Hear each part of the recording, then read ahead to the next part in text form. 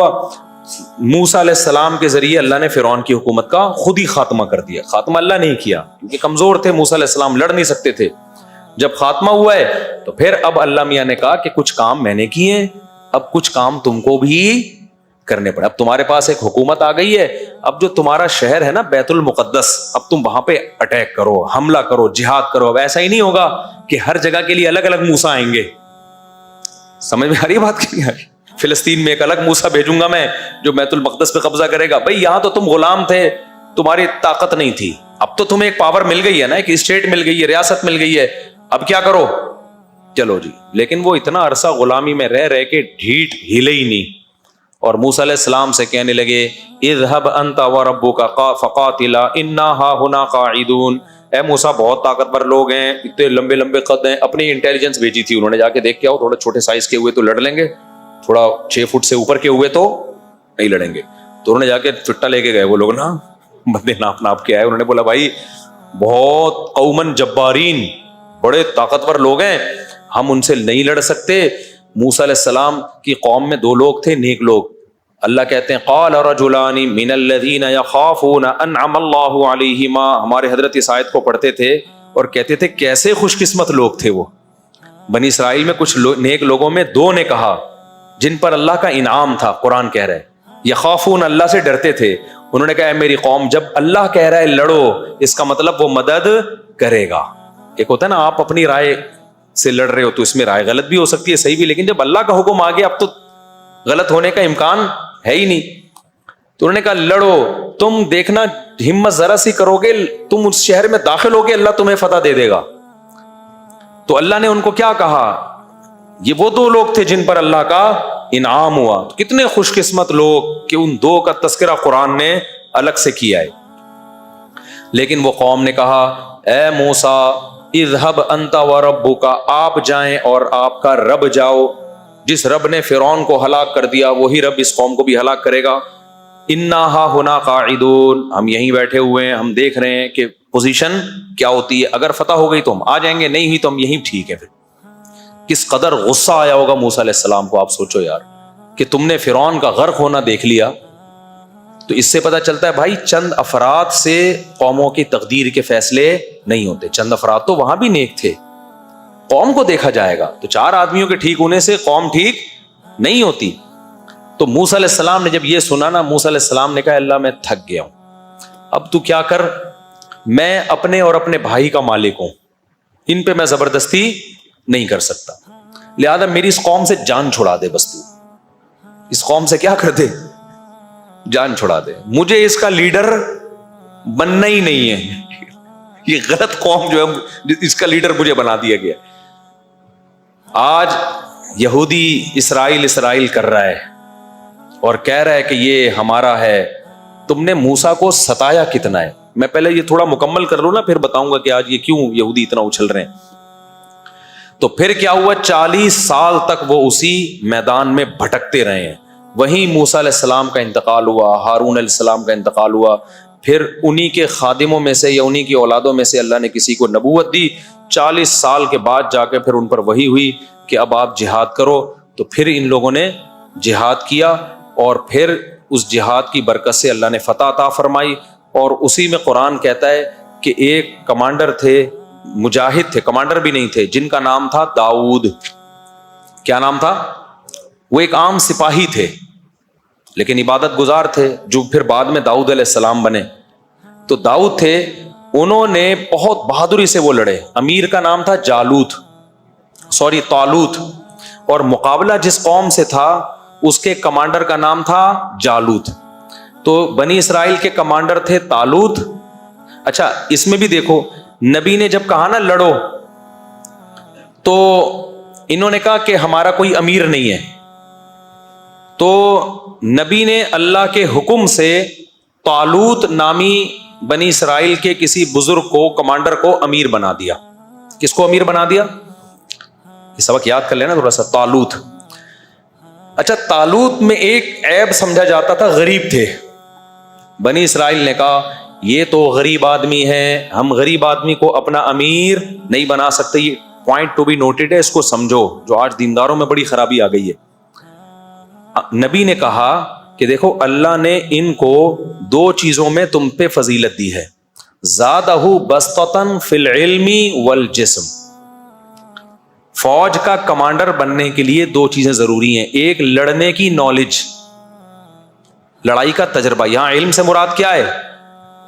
Knowledge ہے اس کے، کیسے لڑا جاتا ہے، دشمن کی سازشوں کو کیسے سمجھا جاتا ہے. دوسری بات اس کی صحت اچھی ہو. ٹی بی کے مریض کو کمانڈر بولو نہیں بنایا جا سکتا چاہے کتنا ہی نیک ہو.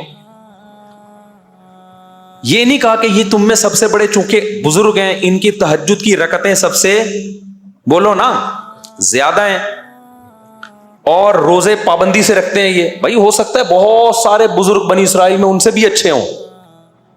کہا بھائی لڑائی کے لیے جو چیز چاہیے نا، ایک نالج ہونی چاہیے، تجربہ ہونا چاہیے، تجربے سے بھی نالج آتی ہے نا. دوسرا جسمانی صحت خاندانی ہونی چاہیے. تبھی تو ہم واگا بارڈر پہ جاتے ہیں نا، اپنے جب دیکھتے ہیں وہ لمبے لمبے قد تو اچھا لگتا ہے ہمیں کہ بھائی صحت. میں برما گیا، وہاں کی میں نے آرمی دیکھی، میں نے کہا یار ان کو تو گرفتار کرنے کا دل چاہ رہا ہے. وہاں سب بیچارے چھوٹے چھوٹے سے ہوتے ہیں. تو میں نے کہا ان کا میرا دل چاہ رہا ہے میں ان کو خود گرفتار کر لوں، لیکن خیر ان کے پاس بندوق بھی ہوتی ہے. تو یہ بھی ایک خوب سمجھ لو کہ جو کام جس سے لینا ہے نا اس میں اس کی اہلیت کا ہونا ضروری ہے.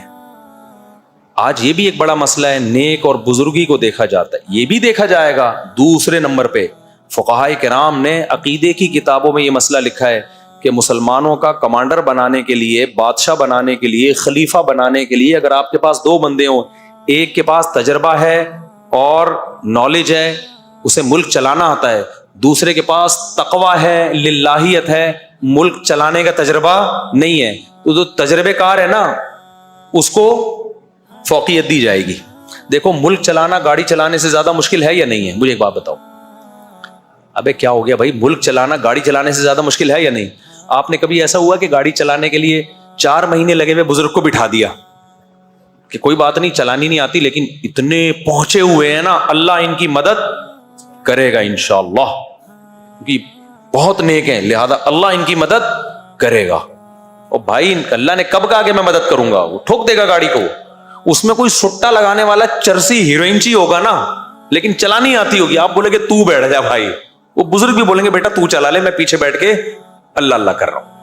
تو مقصد اللہ اللہ کا ہرگز مذاق اڑانا نہیں ہے. ذکر کی اسلام میں جتنی فضیلت ہے بے انتہا فضیلت ہے، لیکن جو جس کام کا اہل نہیں ہے اسے وہ کام سونپ دینا یہ تباہی اور بربادی ہے. اور یہ آج مارکیٹ میں ہول سیل کے حساب سے ہو رہا ہے، سمجھتے ہو.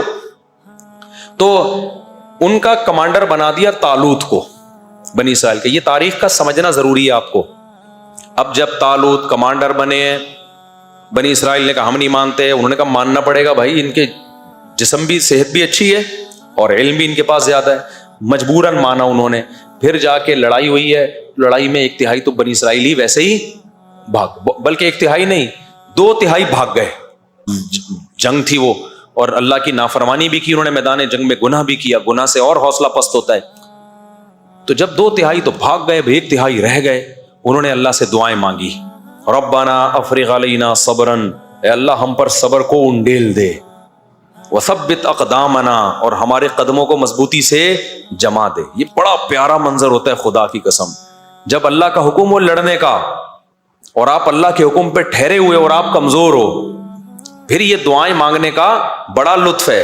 اے اللہ ہمارے قدموں کو جما دے، ہم پیچھے نہ ہٹیں.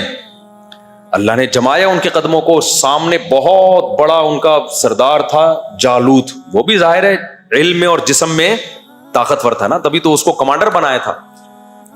اور جب کافر لوگ کمانڈر بناتے تھے نا تو پھر وہ شکل بھی دیکھتے تھے کہ جتنی ڈرونی شکل کا آدمی ہے نا اس کو بنایا جائے. یہ تو پھر بھی نہاتے تھے نا مسلمان، وہ لوگ تو نہاتے بھی نہیں تھے کہ وہیں سے بدبو سے ہی پوری فوج دیکھ کے بھاگ جائے دور.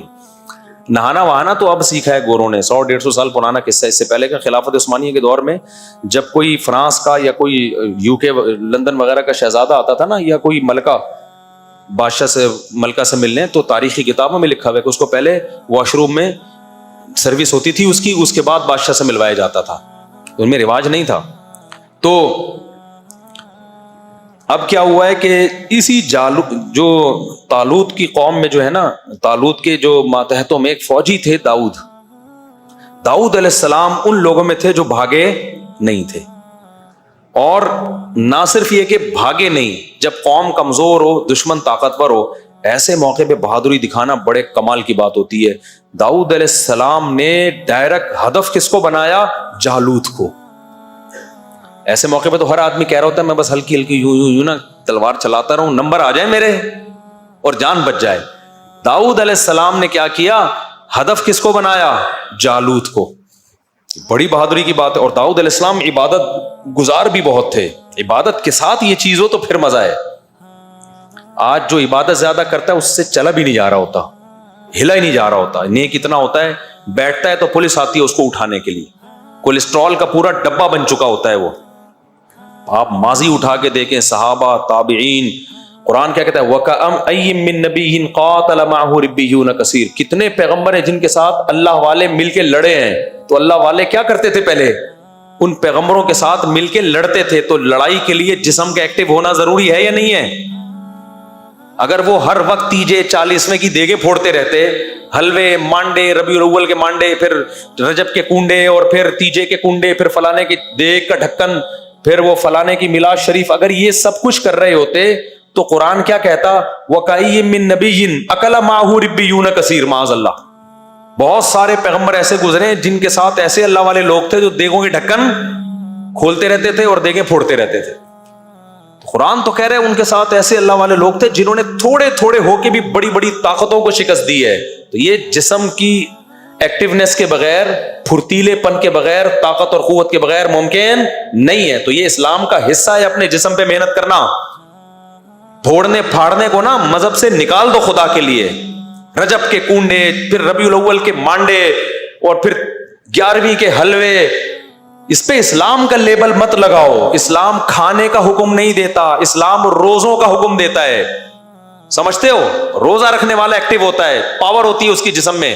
کھانے پینے والا ایکٹیو نہیں ہوتا، وہ گھی کا ڈبہ ہوتا ہے، کولیسٹرول کا ڈبہ ہوتا ہے. وہ آج جا رہے ہیں بہت سے، آپ کو لگے گا ڈھکن کھولنے کی دیر ہے، یہ خود دیکھ بن چکے ہیں. ایک تو نیچرلی کوئی موٹا ہو تو وہ تو اللہ کی طرف سے. میں نے بڑے بڑے علماء بزرگ دیکھے ہیں جو نہیں کھاتے لیکن قدرتی طور پہ جسم بھاری ہے. تو صحابہ میں بھی تھے، تابعین میں بھی تھے، اور بہت سارے اہل اللہ تھے ایسے. لیکن میں ان لوگوں کی بات کر رہا ہوں جو کھاتے ہیں، نہ دوڑتے ہیں نہ چلتے ہیں، کھا کھا کے عجیب حالت ہو گئی ہے. خیر، تو اب جب قتل کیا داؤد نے جالوت کو، تو ظاہر ہے ایک قوم وہ تھی جو 2/3 بھاگ گئے. اللہ کا ان پہ غضب ہوا کہ نہیں ہوا؟ تو اللہ کا جب غضب نافرمانوں پہ ہوتا ہے تو جو ایسے موقع پہ فرما برداری کرتے ہیں ان پہ رحمت بھی تو ہوتی ہے کہ نہیں ہوتی؟ تو رحمت اللہ کی اس پوری جنگ میں سب سے زیادہ داؤد علیہ السلام پہ ہوئی. یہ اس وقت پیغمبر نہیں، نبوت نہیں ملی تھی ان کو. اللہ کہتے ہیں انہوں نے جب بہادری سے لڑے اور جالوت کو قتل کر دیا، آتاہ اللہ الحکمہ، اللہ نے آپ کو نبوت بھی عطا کر دی. اور بالآخر بنی اسرائیل کے بادشاہ بھی کون بن گئے؟ داؤد. پوری خلافت کس کے ہاتھ میں آ گئی؟ بولو، داؤد علیہ السلام. آج بھی یہودی داؤد علیہ السلام کا، تو وہ ڈیوڈ کہتے ہیں، نام ہی چینج کر دیا انہوں نے، تو بہت زبردست تذکرہ کرتے ہیں. تبھی تو وہ داؤد علیہ السلام کی یادیں کرنے کے لیے کہ ہمارا کیا ماضی تھا. پھر جب داؤد علیہ السلام کو حکومت ملی ہے تو داؤد علیہ السلام کی قیادت میں پھر جہاد شروع ہوا. داؤد علیہ السلام کے بارے میں حدیث میں بھی ہے، قرآن میں بھی ہے، بے انتہا عبادت گزار.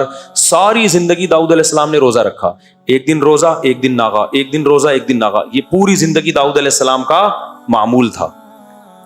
اور پوری زندگی تہجد اور قرآن، وہ جو زبور کی تلاوت کرتے تھے. اللہ نے آپ کو آسمانی کتاب بھی نازل کی آپ کے اوپر. ایسی خوبصورت آواز داؤد علیہ السلام کو اللہ نے عطا فرمائی کہ جب آپ زبور کی تلاوت کیا کرتے تھے تو پرندے آ کے ٹھہر جایا کرتے تھے. اور آپ کو اللہ نے ایک معجزہ دیا، کیونکہ ذکر بہت کثرت سے کرتے تھے. اگر مجاہدین سے یہ ذکر کا عنصر نکل جائے نا تو طاقت اور قوت تو رہ جائے گی لیکن جذبہ ختم. اس لیے اللہ نے جو لوگ اللہ کی راہ میں لڑتے ہیں ان کو ذکر کثرت سے کرنے کا حکم دیا ہے. تو داؤد علیہ السلام جب ذکر کرتے تو قرآن کہتا ہے یا جبال اوبی معہ والطیر، اے پرندوں اور اے پہاڑوں تم بھی داؤد کے ساتھ اللہ کا ذکر کرو. تو پہاڑوں سے بھی لا الہ الا اللہ کی آوازیں آتی تھیں. تو ایسا کھلے عام معجزہ تھا داؤد علیہ السلام کا. داؤد علیہ السلام نے کیا کیا؟ دے مار 4.5 گھوڑے لے کے پوری دنیا میں دوڑائے, ملکوں کے ملک فتح کرتے چلے گئے. آج یہ یہودی کہتے ہیں نا اسلام تلوار سے پھیلا ہے. بھائی جان یہودیت بھی کس سے پھیلی ہے؟ بولو, تلوار سے ہی پھیلی ہے. داؤد علیہ السلام نے جو پوری دنیا فتح کی ہے, وہ کیا آپ کیا سمجھتے ہو کہ وہ محبت سے فتح کی ہے کہ ایکچولی ہم آپ کے کنٹری پہ آنا چاہتے ہیں سلسلے میں ہے بھائی؟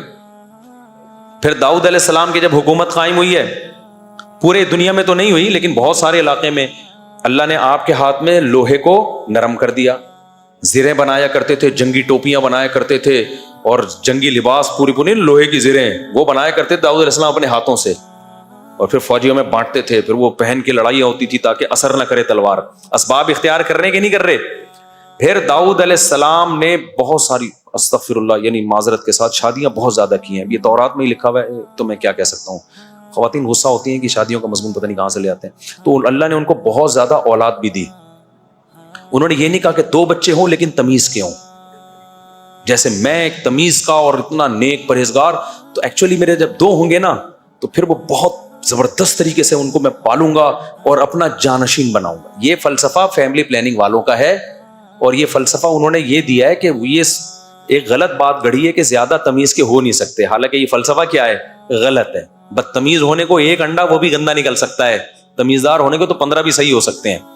تو یہ فلسفہ ان لوگوں کا بنایا ہوا ہے جس کی وجہ سے بچے ہی مارکیٹ سے شارٹ ہو گئے, تمیز تو دوری کی بات. یعنی اس چکر میں کہ نیک بچے پیدا ہوں, بچے ہی کیا ہو گئے؟ شارٹ ہو گئے. تو داؤد علیہ السلام کو اللہ نے بہت اولاد دی, بہت سارے. پہلے 4 سے بھی زیادہ کی اجازت تھی, تو اسلام نے پابندی لگائی ہے 4 سے زیادہ نہیں کر سکتے. تو خواتین کو اسلام کا شکریہ ادا کرنا چاہیے, ورنہ پہلے تو اجازت تھی 4 سے بھی زیادہ کی. داؤد علیہ السلام کی 700 بیویوں کا تو تذکرہ ہمیں ملتا ہے آسمانی کتابوں میں. تو آپ لوگ خدا کے لیے ایک دم نا صحتیں نہیں ہیں آپ لوگ, ایک دم جوش. میں نے بتایا نا, میرا ایک شاگرد تھا بہت باریک سا, بہت دبلا سا, اتنا دبلا تھا. میں اس کو کہتا تھا جم جاؤ, تھوڑا ویٹ لفٹنگ کرو. وہ کہتا تھا مجھ سے ویٹ نہیں اٹھتا. میں نے کہا تنکے کے 2 طرف بٹن لگاؤ, یوں کر کے اٹھایا کرو.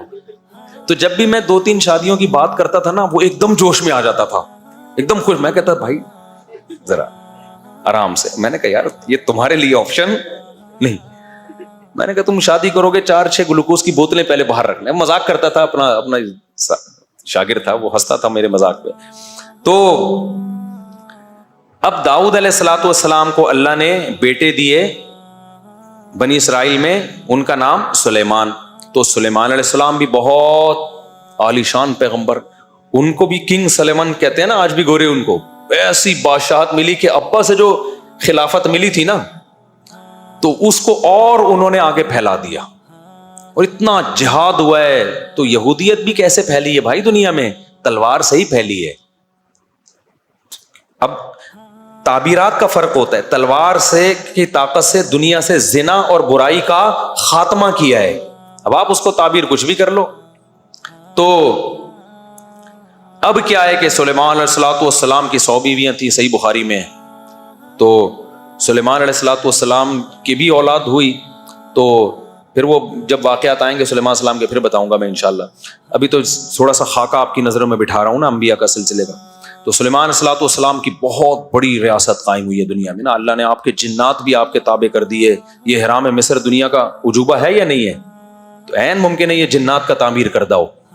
دنیا حیران ہے نا یار, یہ اتنی بڑی بڑی بے جوڑ اینٹیں جن میں جوڑ نہیں ہے, یہ کون سے کرینوں نے لا کے پہاڑوں کے اوپر رکھی ہیں؟ ہو سکتا ہے جن نے یوں کر کے اٹھا کے ایسے کر کے رکھ دی ہو.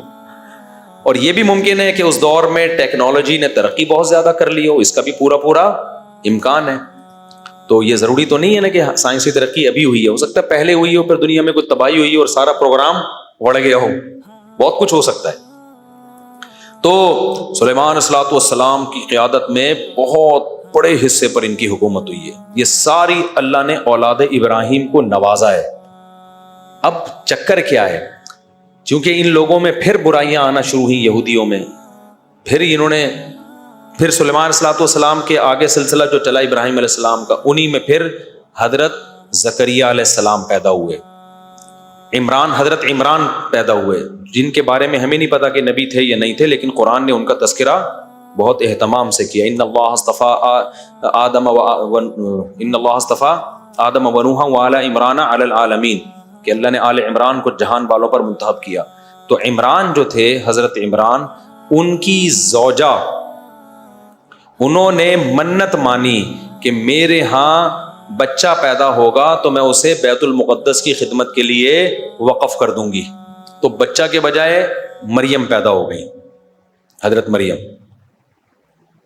اچھا، حضرت زکریا علیہ السلام بھی بے اولاد تھے، اور یہ زکریا علیہ السلام تھے حضرت مریم کے خالو.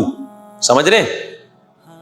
حضرت مریم کے خالو، یہ بھی بنی اسرائیل کے پیغمبر ہیں اور بہت زیادہ عبادت گزار تھے یہ. تو زکریا علیہ السلام کا زمانہ نبی صلی اللہ علیہ وسلم سے تقریباً 600 سال. زکریا علیہ السلام، حضرت مریم، حضرت عمران اور حضرت عیسیٰ، یہ 4 بزرگ شخصیات ہیں جن کا قرآن میں تذکرہ ملتا ہے. اور یہ چاروں نبی صلی اللہ علیہ وسلم سے تقریباً کتنا فاصلہ ان کا؟ 600 سال کا. ان میں پہلے حضرت زکریا اور یحییٰ علیہ السلام، ان میں پہلے حضرت زکریا ہیں، ان کی زوجہ کے بھانجے ہیں، بھانجی ہیں ذہن سے حضرت مریم. سمجھ رہے ہیں؟ حضرت مریم تھی حضرت زکریا کی زوجہ کی بھانجی، اور حضرت مریم کے بیٹے ہیں حضرت عیسیٰ، اور حضرت زکریا کے بیٹے ہیں حضرت یحییٰ. تو یہ 3 پیغمبر ہو گئے، حضرت زکریا، ان کے بیٹے حضرت یحییٰ، اور حضرت زکریا کی زوجہ کے بھانجی حضرت مریم، اور ان کے بیٹے حضرت عیسیٰ. تو ان میں حضرت عیسیٰ، یحییٰ اور زکریا، یہ 3 پیغمبر ہو گئے. اور 2 بزرگ شخصیات ہو گئی ان میں، ایک حضرت عمران اور ایک حضرت مریم. سمجھتے ہو کہ نہیں سمجھتے؟ اور حضرت عمران کی زوجہ کو بھی آپ انہی میں شامل کر لیں، کیونکہ وہ بھی بہت بزرگ خاتون تھی. انہوں نے منت مانی کہ اللہ میرے بیٹا پیدا ہوگا تو میں اسے بیت المقدس کی خدمت کے لیے وقف کروں گی. تو بیٹے کے بجائے حضرت مریم پیدا ہو گئی. تو پھر وہ حیران ہوئی کہ لیس الذکر کالانثی، ظاہر ہے جو کام بیٹے کر سکتا ہے وہ بیٹیاں نہیں کر سکتی. لیکن اللہ کے علم میں تھا کہ اللہ اس بیٹی کو ایسا نوازے گا کہ اس کا نام قیامت تک زندہ رہے. قرآن میں کسی عورت کا نام نہیں ہے سوائے مریم کے. ہر عورت کا جب اللہ تذکرہ کرتا ہے نا تو ان کے شوہر یا باپ کی طرف نسبت کر کے. حضرت آسیہ جو تھیں فرعون کی زوجہ، ان کو قرآن آسیہ نہیں کہتا، امرأۃ فرعون، فرعون کی بیوی. اس سے بھی پتہ چلتا ہے کہ عورت کی پہچان کس سے ہے؟ مرد سے ہے، یا باپ سے یا شوہر سے. نسبت اللہ اسی کی طرف کرتا ہے. اور نوح علیہ السلام کی بیوی کافرہ تھی. قرآن کیا کہہ رہا ہے؟ نام نہیں لے رہا، امرأۃ نوح، نوح کی بیوی نے کہا. لوط علیہ السلام کی بیوی کافرہ تھی، نام نہیں لیا قرآن نے، امرأۃ لوط، لوط کی بیوی کہا. آدم علیہ السلام کی زوجہ جو ہماری ماں تھیں، نام اللہ نے حوا ان کا بیان نہیں کیا، بلکہ اسکن انت و زوجک، اے آدم تو اور تیری زوجہ. تو اس لیے خواتین کو چاہیے کہ اپنے گھر کے مردوں کو تھوڑا سا پروٹوکول دے دیا کریں. لبرل بننے کی کوشش گوروں کی طرح نہ کریں. مرد کو اس سے خوشی ہوتی ہے جب عورت کہتی ہے میں فلاں کی وائف آپ سے بات کر رہی ہوں، میں فلاں کی بیٹی بنت فلاں بات کر رہی ہوں، تو آدمی کا دل تھوڑا چوڑا ہو جاتا ہے، پھر وہ عورت کو اپنا سمجھنا شروع کر دیتا ہے. اور اگر کہے کہ میں مسٹر فلانی بات کر رہی ہوں، میاں کہے گا میں کس سلسلے میں آیا ہوں پھر یہاں پہ. اور یہ گوروں نے بھی تھا، مرسز فلاں تھا، چلتا تھا نا گوروں میں، جب تک ان کا فیملی سسٹم چل رہا تھا نا، مرسز، وہ بھی نام نہیں لیتے تھے. یہ چند سال پہلے کی بات ہے، اب تو گوروں نے بھی مرسز ورسز ختم. تو صرف حضرت مریم کا نام لیا ہے قرآن نے. اس میں کیا حکمت ہے؟ کیونکہ قرآن بالکل واضح کہنا چاہتا ہے کہ عیسیٰ مریم کے بیٹے ہیں، مریم کے. وہاں اگر فلانی بنتے تو کنفیوژن پیدا ہو سکتی تھی. اس سے بھی پتہ چلتا ہے کہ جہاں کنفیوژن کا خطرہ ہو نا، پھر عورت کا نام لیا جائے گا، پھر شرم و حیا نہیں ہوگی. جیسے نکاح جب پڑھاتے ہیں تو اس میں لڑکی کا نام اناؤنس کیا جاتا ہے، اس میں یہ نہیں ہو کہ فلانے کی بیٹی اور فلانے کو پتہ نہیں کتنی بیٹی ہیں، کون سی والی کو ہو رہا ہے کون سی کا نہیں ہو رہا. جہاں ضرورت ہوگی وہاں نام اناؤنس کیا جائے گا، جہاں ضرورت نہیں ہوگی تو عورت کا نام چھپا دینا یہ بہتر ہے. اس کی نسبت کس کی طرف کر دی جائے؟ اس کے اللہ نے مردوں کو بڑی عزت دی ہے، اور اس میں عورت کا بھی فائدہ ہے. عورت اگر مردوں کو رسپیکٹ دے گی نا تو مرد کا دل کیا ہوگا بھائی؟ بڑا ہوگا، پھر اس کے لیے قربانی دے گا. اور اگر اس کی آنکھوں میں آنکھیں ڈال کے بات کرے گی تو پھر آدمی تو پاورفل ہے بھائی، وہ پھر عورت کو رسپیکٹ نہیں دے گا، وہ کہے گا جب تم ہمارے جیسی تو ہم بھی پھر ٹھیک ہے، ہم تھوڑی تمہارے لیے قربانی دیں گے.